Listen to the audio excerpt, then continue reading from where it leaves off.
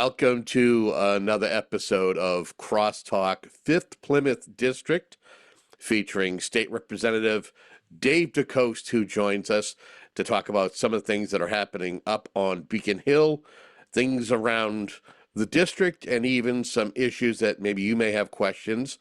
Representative, good to be back with you. Well, as always, Kevin, I appreciate you having me on. And this forum is a little open-ended, as you've offered. So we can talk about a lot of stuff a little more in depth sometimes than the radio allows. Absolutely. And so the thought is here, and again, it also helps us, the district increase its product line as WHCA does offer other shows for its representatives, whether it's Allison Sullivan Almeida, a former state rep, Josh Cutler, and also State Senator Mike Brady. But now we have you to join the product line of providing information and transparency as things are happening. I think probably one of the top items on the list for you and I to talk a little bit about that is on the minds of a lot of folks, because it's having a domino effect financially for the Commonwealth, and that is the migrant issue. As folks may or may not know, that we've seen a little bit of an influx of individuals who are coming here who are either seeking asylum or are looking for, the American dream, as what the whole foundation of America is. But knowing that there are issues at the border and that people are, flying all over the country, and Commonwealth of Massachusetts being one of them.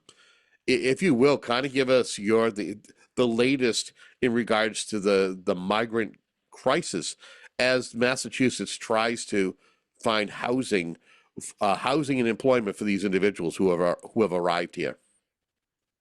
Well, I could give you the big picture if we had it, but let me speak just broadly, because I dealt with this yesterday. We had an issue regarding an American citizen who happened to be evicted from the former Comfort Inn, but I noticed they have the sign covered up in Rockland. They moved them across the street to Doubletree. So we have lost one of my 4 rooms worth of citizens over there. There's some issues, and I won't go into them. The bottom line is I called up and asked specifically now for what precisely is being spent, not only there, but also in the broader scope. And you've got to remember that there is, if I could mention another journalist, and I will, when we post this, I will post the links to the things that I reference if they're available.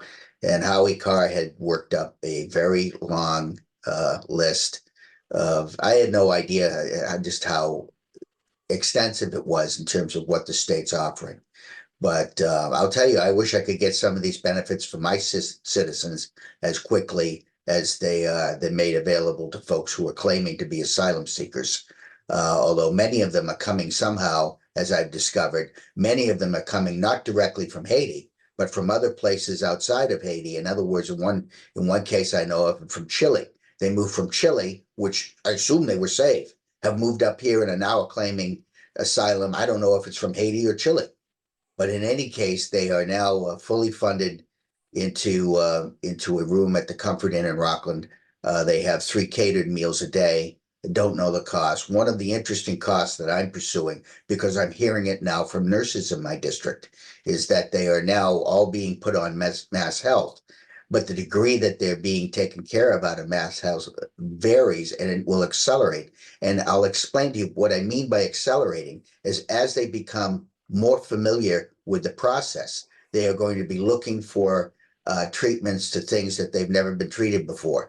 So in other words, they'll be visiting the podiatrist, they'll be having oral surgery, they will be having dermatological type issues. And I just, matter of fact, one of the individuals I talked to works in the emergency room, and she gave me the laundry list of emergency room of a local hospital, we'll put it that way. And she gave me the laundry list of what they're going. And so as they become more familiar with the system and mass health system, you can look at those costs about to soar. I think we talked before regarding the number of individuals, women who were pregnant when they first arrived in Shauna O'Connell, Mayor O'Connell's area in the hotel that they took over there was somewhere under 20. It is now under 50, over 50, excuse me. And so you can imagine what that's going to be, not only in terms of the prenatal cost, but the cost going forward. And we're not manufacturing more hospitals and more doctors and more specialists here. So the point that my constituent made to me that when you are getting a situation now where people are being prioritized, in fact, sometimes over our own citizens within the medical community, it's something that disturbs many people who are working in that community. They can't say so just because of the policy. Number one is HIPAA policy, but number two, there's a group within the community that support that for whatever reasons will put priority on new arrivals as opposed to our own citizens. And so it's going to be, number one, very expensive to the taxpayers here. Maybe, I'm not sure it'll get up much expensive as lodging is getting, but it's going to be quite expensive. And not only that, it's going to manifest itself locally, just as it has with the Department of Motor Vehicles and the ability of people to test and to get trained, so forth. The ability to be, for people to be seen at their primary care doctors and specialists for our citizens is going to be, the effect is going to be negative, and it's going to be significant in some cases. It's also worth noting, Representative, that you mentioned about, they're getting better benefits than our citizens. Let's also note, I would also note or question whether or not that these new arrivals are actually jumping the line of immigrants who are actually seeking the proper path to become citizens of this country. And that again, if we're looking to be fair here, is to make sure that, everybody is following along with the rules and regulations. And when I say that, there was a recent incident that there was an individual charged. Some of the people who are coming here, we don't even know if in fact they are fleeing because they are criminals. There's a pending case right now where an individual, now it's not known if this is someone who's a newly arrived immigrant or somebody who is seeking status as a citizen, that was involved with a rape case in Rockland. Yeah, he was brought in on a special program and supposedly was vetted twice. And as we've spoken before, Kevin, this ability to vet, or so-called ability to vet, really doesn't amount to anything. If you talk to the people, again, the law enforcement people who will speak to you off the record, they will tell you that many of the so-called vetting procedures and the information that comes back from our friends in the Caribbean or Latin Central America is just worthless, is absolutely worthless. We do know that in places like Nicaragua and Venezuela, they have been emptying out their prisons and bringing them directly. And now they're, as the border condition is becoming more well known, it's almost like a destination tourism area where people are flying in all over the world, coming up through Mexico and coming over the border. So you hear over and over again the reference to military age young men, but it absolutely is military age young men, and amongst those young men are the denizens of a lot of prisons that have been sent up here. The interesting thing, and again, I don't know if I'm going to get an answer for this, but we were told that those military young men were not being put in that particular facility over in the Comfort Inn in Rockland. I don't know if that gentleman was by himself or with another person, but in any case, I think that the degree of transparency leaves quite a bit to be desired, and it should not be it should not be difficult to at least give a general idea of the costs involved.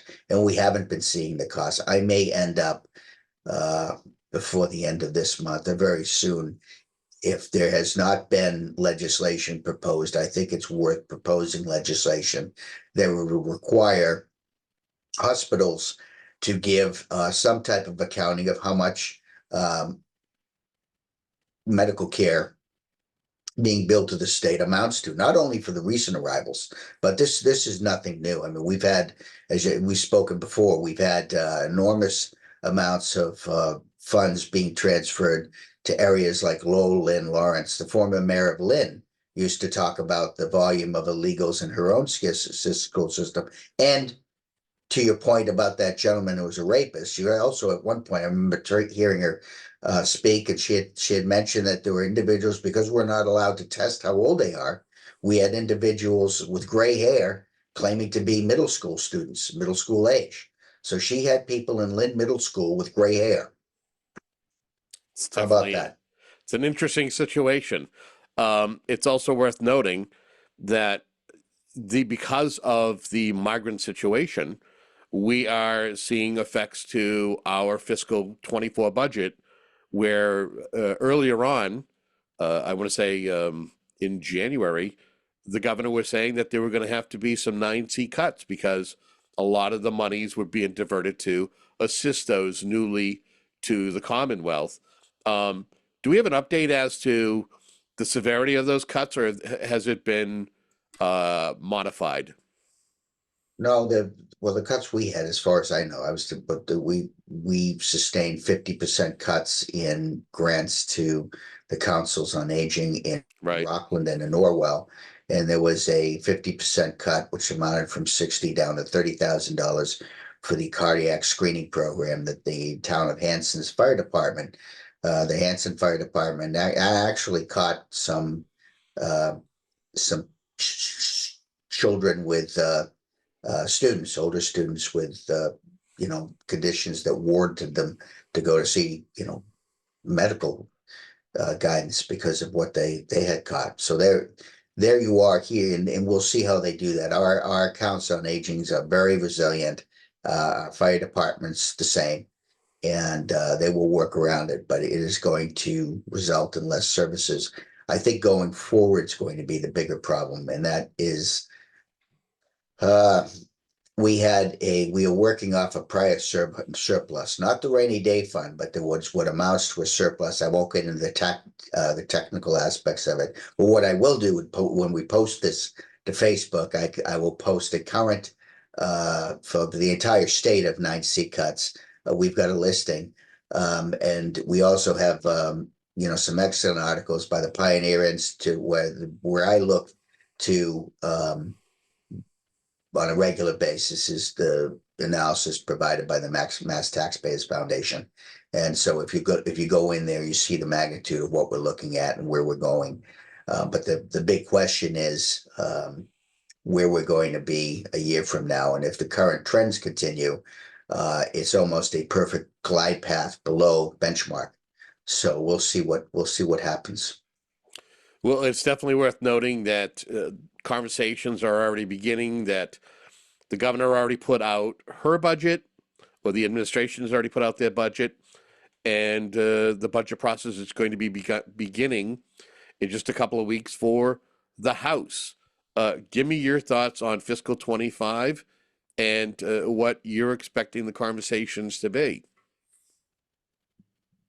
Well, we'll know more as April 15th hits, and we'll see where we are in terms of tax revenues, because as you know, there should be a little bit of a blip as pretty significant amount of money comes in. And if it doesn't, or if it's significantly below where we think, it's going to certainly have an impact in terms of what the budget development. The dates on that, by the way, are the House will be in on the 22nd, it's always the week after Boston Marathon. So April 15th, the marathon is run, and week afterwards we'll be sitting down, and that's usually a pretty busy week on Beacon Hill. We were told, as a matter of fact, that to keep our Saturdays open, that is, Saturday into potentially Sunday, and we'll see what goes on. I've been through budget days, like that, where you've had some problems going back and forth and some contentious, and it's easy. The contention sometimes over surpluses probably going to be a lot easier to resolve than the contention over cuts and reductions, because then it's coming out of someone's hide. And we have already I've sat through a number of budget meetings and discussions. I think before this program, we talked a little bit about has spoken to Dr. Hickey. I had spoken, sat down with Senator Keenan in front of Rockland. I talked last weekend to a number of um, Hanson select members of the selectmen. And in all cases, they're concerned about Chapter 70. They're concerned about Chapter 90. Rockland has some very legitimate concerns, both in terms of reimbursements for transportation, reimbursements for special education, English language learning programs, and they have done, to their credit, Rockland has done a very thorough job and a very transparent job at trying to control costs and control spending over there. But I think the current formula for distributing Chapter 70, and when you hear Chapter 70, that generally largely goes to schools, but just general expenses. But there are also specific dollars that go directly to the school system.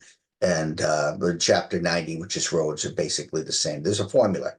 And I don't think there's an objective person looking at it. I don't think would disagree that the formula definitely benefits lower income gateway cities at the expense of the suburbs, and we are in the suburbs. So it's worth noting you kind of dovetailed your last answer in with my question regarding the fiscal needs of the district. Serving Hanover, Rockland, Norwell, and a precinct in Hanson. Other than Chapter 70 monies, which goes towards education, any other greater asks, whether it's for Chapter 90 money for road projects or any other fiscal needs that you've been requested this time, that is different from past time budgets?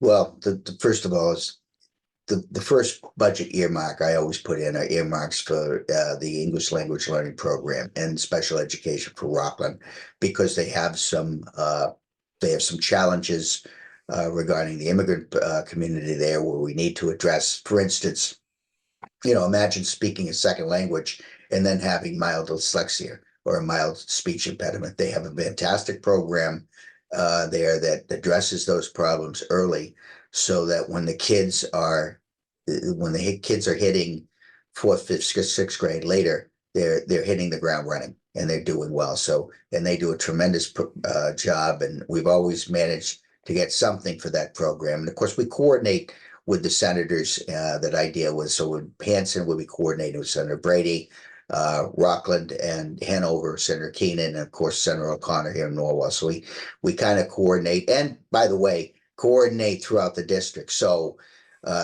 we always try to get an earmark, because my hopes for the Healy administration were that they would address this, but we have a strange situation with the North River Commission, where we're mandated to fund them, but we have to get an earmark to fund them. I've always thought, and I think all of my peers in the legislature would agree from the South Shore, that we should be giving them an earmark, rather a line item. But then it was a line item. Long story there. We could spend 30 minutes, but the bottom line is we have to keep that in mind. Funding for the North River, and normally we just sign on. And my office signs on with Patrick Carney regarding a small stipend to the North River Commission to keep up their mission. But the bottom line is, I talk to local leaders, about the issues they have, and coordinating with the senators. They'll pick up some, I'll pick up some, and between the two of us, we will figure out and improve the distributions. My fear, as you alluded to, and we have been told this, that there might be no earmarks because of the current fiscal situation. So we'll see how April turns out. Is it worth noting that, I feel that prior to the current administration, it seemed as though the budgets, the revenues were projected and went well enough where regularly you'd be doing supplemental budgets to be able to find different ways to find funding that is needed, where maybe the benchmarks have not necessarily been met under the current administration. What's that been like, and what is it as a representative, knowing that you're probably going to have to reset your sights as a legislature when it comes to funding and have a lower expectation for revenue being generated by the Commonwealth? Well, we're kind of in the yes business, and when you get to budget shortfalls, because the state, of course, does not, we can't go into deficit spending. And if it turns out we're going into deficit spending, the governor will then implement 9C cuts. Governor Baker had to do it. Governor Healy's already had to do it. And my guess is, unfortunately, we're going to be seeing more of that. And where they go to and what gets cut is she has a fair amount of discretion on where she can do that. So unfortunately, I think we're going to be in that. I think we're going to be in that situation. So we redouble the efforts and work with our local communities to identify other grant programs within specific programs and specific agencies that we team up and write letters of support and make sure they're aware of all them. Public safety grants. Sometimes there are school grants. School transportation has become an issue as well, and that's going up. And of course, just a lot of that has to do with, number one, the availability of drivers. Number two, the availability of some of the crazy mandates regarding electric buses has not affected us yet, but it will. Plus, we also have an agreement, again, back to our new arrivals. If they have children, had those children been enrolled in one community and their parents or guardians moved to another community, we have taken it upon ourselves mandate that those children remain in the original community where they're going to school. I guess continuity of education and so forth. Well, there's an expense there. There's a significant expense there. So there you are in terms of where the money, significantly is going. What's interesting is that, the legislature, as it's constituted at this particular moment, is going to vastly change when everyone is sworn in January of 2025. Not to mention, I mean, currently the neighboring district, which I believe that you share a part of the community, that is the 6th Plymouth district, with State Rep Josh Cutler, is now a Undersecretary of Labor, part of the Labor, and works with the administration in that area. What has it been like for you to be able to offer assistance to to folks who depended on a Rep Cutler, and knowing that also, this is kind of a twofold question, that there are a lot of folks in the legislature who are not returning or seeking to run for, another seat. We see that in instances where in Plymouth you have, State Rep Matt Muratori, who is going to be seeking a seat. You've got Carrie McCrae, who's running for that seat. Dylan Fernandez, who is going to be running for Sue Moran's seat. How is that going to affect the legislature? Well, we're losing a lot of good people and a lot of leaders. There's an interesting, and it could segue into some Republican goings on, but the bottom line is both parties, I think, are going to see a number of very competitive races and competitive seats. You mentioned the Senate seat in Plymouth. There's also a Senate seat in Taunton, and you can make an argument that the Taunton seat is actually more conservative, Senator Pacheco's seat, than the Plymouth seat, and so the GOP should be able to do well down there. Likewise, two very well-respected Democratic representatives, Paul Schmidt and Representative Strauss, who I work with on the transportation, chairs of transportation. They have both, they're in the Marion Westport area down the South Coast, and those communities are quite competitive, and really they're kind of purple communities. So we have, and I'm not sure it's going to be over. There are a number of communities that I just alluded to. Matt Muratori's seat will be open. Jerry Cassidy, who currently chairs our Veterans Affairs Committee over in Broggies, he is retiring, so that's another seat that's open. There's quite a few, and it will.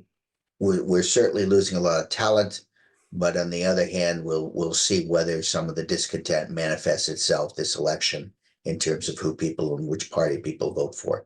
It's happened before. What has it been like picking up the slack where, there's a void for a neighboring state rep seat? How have you been able to help folks in Hanson if in fact they have an issue, and they're not your constituent, but yet they are in the same community that you share precinct? I have never distinguished, so it's a little bit, a little more work. But if somebody, for instance, gets, well, if someone calls our office from Hanson, we don't look at which precinct they're from. If someone calls from Norwell, we don't look what, I just, we work with all of Hanson. I work with all of Norwell. And, if someone, when we have, we regularly, write accolades and recognize superlatives when our college students make the dean's list, when someone has graduated from a service unit, anything that we know about have been told, we write them a letter just congratulating them. So we write it to all of Hanson, write it to all of Norwell, in addition to Rockland and Hanover. And in terms of people who have problems, and keep in mind, we work with Senator Brady's office, who is in Hanson. And I think we have excellent relationships down here in the South Shore. There's really no acrimony, because I think most of the issues that are raised here may be a little bit less on immigration, but everything else in terms of MBTA communities and the water problems we have, and the problems with 40B and transportation and Chapter 90 and Chapter 70 money, I think all of us would agree. Our housing authorities, I work very closely with, for instance, Joan Moschino, Senator O'Connor, although Senator Keenan, and I think all of us are on the same boat, same page in terms of many of the issues that are really from day-to-day operations in the community. We are definitely on that, the same page. So. And again, another great segue. You mentioned the MBTA communities. It's a law that was put in place in 2021 that I believe that communities have a certain amount of time to, if there's 177 communities that either have the commuter rail or rapid transit that runs through their communities, or they are a neighboring community, and in an effort to expand housing, because we do have a shortage, there's a housing stock shortage, but to make sure that there's affordable housing in the transit corridor. Give me your thought as to communities either being on board with this, or if anybody has watched local news, the town of Milton voting to pass it at town meeting, but then having a ballot where they denied it. Now the state's attorney general is in on this, and there could be action, and there could be loss of grant monies by that community. Can we talk a little bit about that, the Communities Act? Yeah, the MBTA Communities Act, as you noted, was passed. Actually, it was a Baker administration proposal to address the supposed housing shortage. There's been a housing shortage, I think, for the last 40 years in one form or fashion. Housing is expensive in this area. It's less expensive as you move west, southeast, or southwest. And by that I mean that, housing is a little bit less expensive in Plymouth and less expensive in Dighton than it is, say, Cohasset or Norwell. But there's a move afoot, and personally, I think it's driven more by social engineering than anything else. There's a desire to produce a lot of low income or apartment buildings. I will say in our areas, I voted against it. The presentation, I thought, when they originally went before the housing committee, was sloppy. They put a general number of new housing units in the Boston metro area. I think maybe within I-95, certainly within 495, and everyone's going to have to comply with that. No consideration of available water, no consideration of traffic patterns, no consideration of the character of the towns, no consideration as to what percentage of the town was already built out, no consideration as to whether a town has sewer or not, no consideration as to the the local traffic patterns themselves and the needs of the community, schools in the community. Just a blank. As a matter of fact, they couldn't even tell me in general just what percentage was supposed to go into any given. Of course, I was interested in at the time my 3 towns. No idea of what percentage was of new housing units and population they wanted down here. But I can tell you, as you know, Rockland, for instance, has a limited water supply, which is joint water works with Abington and Rockland. They have problems there. They have bigger problems with septic. The sewage system is limited, is up to capacity. So you're not going to have the ability to put that there. You've got one 40B over right behind the Home Depot, right by Akron Pond, that thinks they're going to pump out a bunch of water right next to Akron Pond and then inject a bunch of treated sewage right into the aquifer. Imagine that. You've got, well, the folks in Hingham, I've been talking with them. It's some interesting consequences. And oh, by the way, in that particular project, okay, if something goes wrong, who fixes the aquifer in Hingham? And who fixes that Akron Pond reservoir? Likewise in Norwell, limited water capacity, and certainly every day there's a question about water quality in one of the towns. Hanover has had some very big issues in terms of water quality. So the idea that we can, and I think on average the numbers were something like 20 or 30,000, 40,000 per the area. Now, to give you an idea of what that is, all right, our districts are roughly 45,000 somewhere. I think the target number for redistricting was about 42,000. So you're talking about doubling the population in the area. You live in Abington, I live in Norwell. We have it on busy days. You could find in Norwell backed up from Assinippie all the way back to St. Helens or vice versa, right along Route 139 Hanover, coming off towards Pond Street in Rockland by the Home Depot, the backups going in and out. What can you imagine what it would be like with double the population in this area in terms of getting in, getting out, services for schools? We don't have the infrastructure to do it, but that's what the individuals want to impose on us now. I'm very skeptical of it. And I salute, by the way, I think it took some courage on the part of people in Milton to say no. I know other communities have been, in the words of one town administrator who lives outside my district, but who I know and am friendly with, and they told me they're going to put a very good plan together that they have absolutely no intention of ever executing. Okay, so they will meet the plan. And well, I mean, you know, and you could do that. So you can meet the plan potentially on paper. Whether it ever gets built is another, and whether it even should be, because all of these schemes have as their end goal to basically transform the type of communities we live in.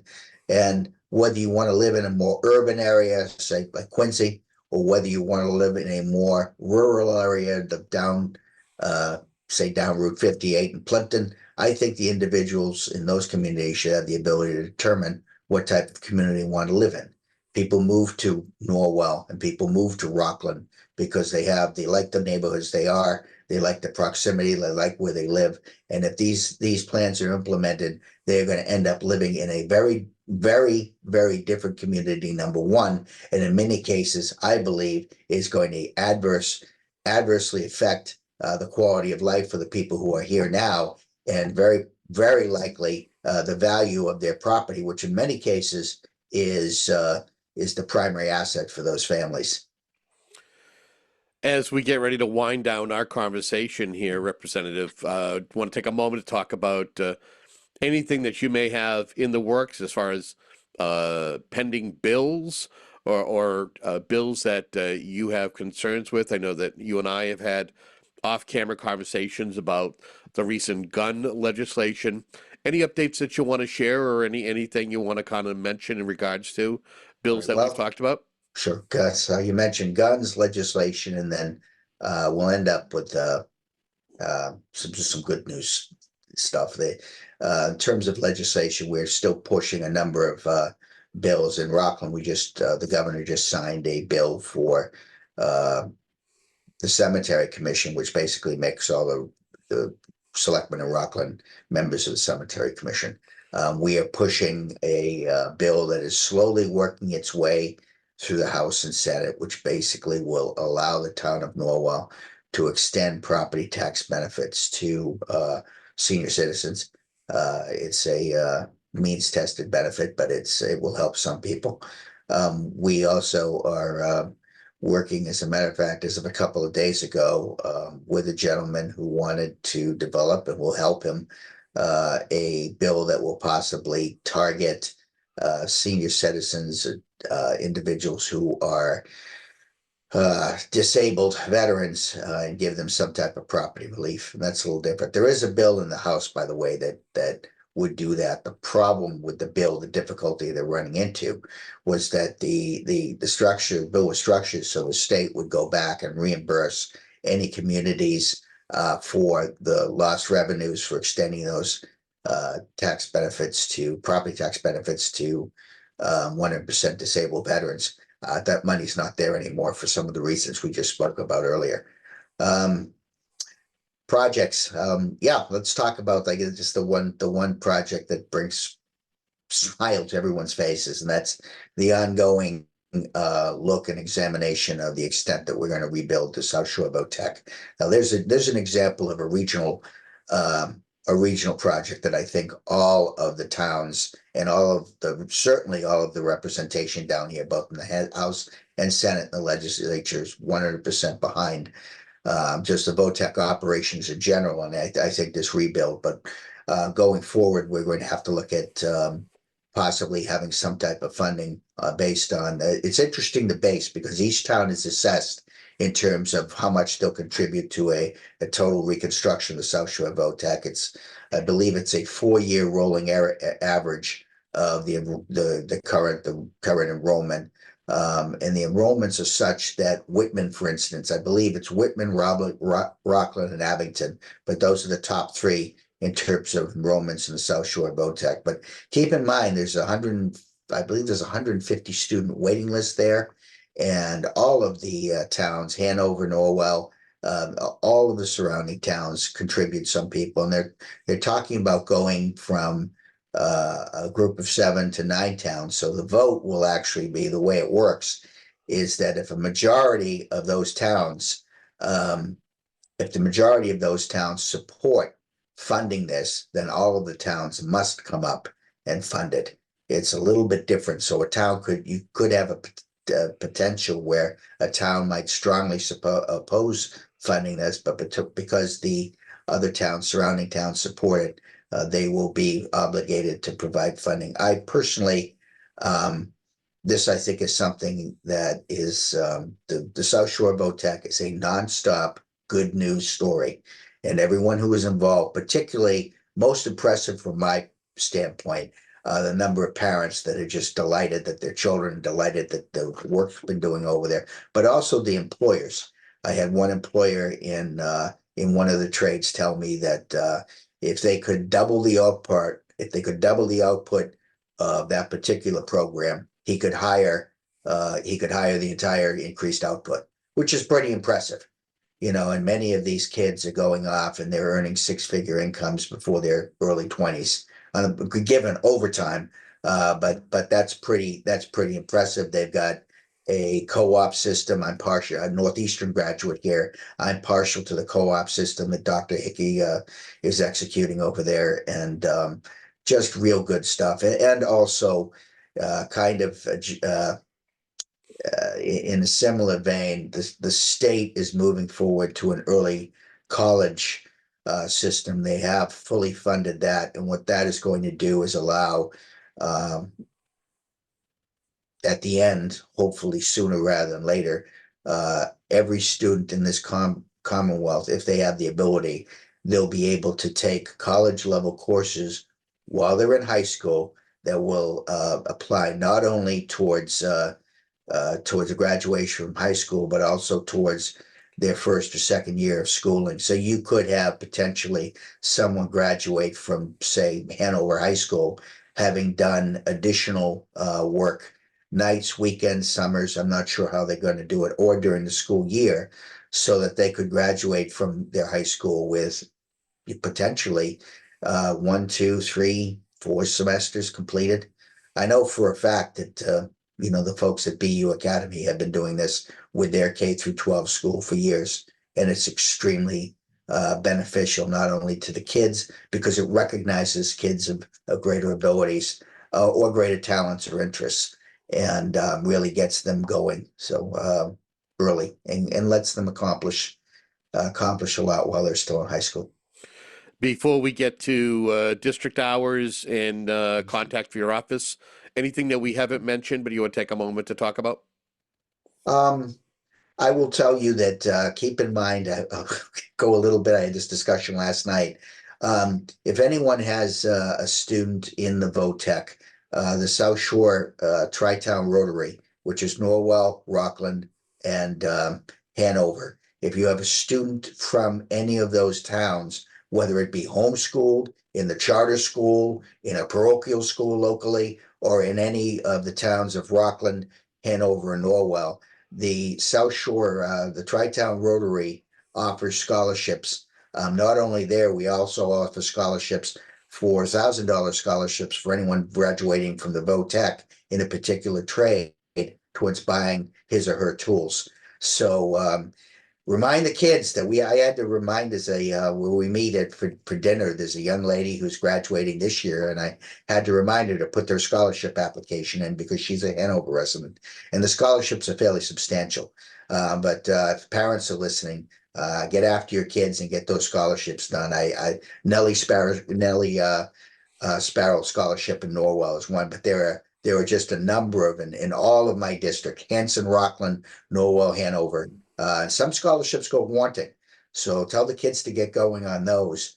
And I'm smiling because it's just there's a lot of civic involvement, civic pride, and there's a lot of individuals and businessmen and women who get together, and civic organizations, the Rockland Eagles and so forth, many civic organizations that plus up and help the kids as they go on to college. So if anyone has any interest in serving in the military, have them contact my office directly. I'm at you can go onto our Facebook page, citizensfordecoste.com, or Representative DeCoste. My office is always David.DeCoste at mahouse.gov, and we can put you in touch with the military, with the active duty National Guard or Reserves, and there are some very, very good opportunities there. And they, by the way, will fully fund typically college into any state or community college system.